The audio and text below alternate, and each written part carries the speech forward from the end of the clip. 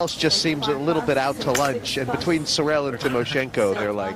Well, in all honesty, when I saw the original groupings, these are the two guys in this group that I expected were going to get through. It was surprising to me that they're both having to scrap it out to even get to the final, let alone they're both not going to be there. So yeah, I think we're going to get a treat. I think we're going to get a battle between these two. Wow. Wow, here we go. Wow. Made the straight on the turn. Now, well, Mizzy's going to get let off the hook, that's all we do know.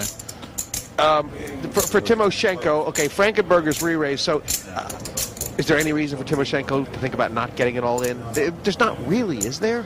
Well, I mean, he kind of has to get it in him, but this is the point. He's worried what happens if he ends up dragging Sorel into heads up, and then he finds himself in a position where Sorel then gets enough points. At some point, he needs to make chips himself, but he's in situations where he's taking the chips off Feldman and Frankenberger, and he really needs to start. He wants to take one of them through with him. Yeah, he kind of can't let Sorel put a lead over those two. I bet the pot. 211. All right, here we go. I repot. All in. I think that's pretty much it. My bet here. 211,000. Well, he's asking how much it is, but he can't fold here. He's putting 200. He's only got 90 back. 211, including the 30. Yeah. He's confused here. He's not liking this, but I think he hasn't realised how many chips he already put in. I believe him. So that's. I'm not sure he didn't get enough to raise the pot with his money. So 111 more. Well, he calls 66, and then he raises whatever is in here. So I had a similar spot in my last heat. Yeah, and you didn't think too long about it. No, I mean, are you more of a gambler? Well, it's still such a big long shot that thing comes in, and you want to kind of assure yourself. My spot was way more of a fold than this was, so I went with that.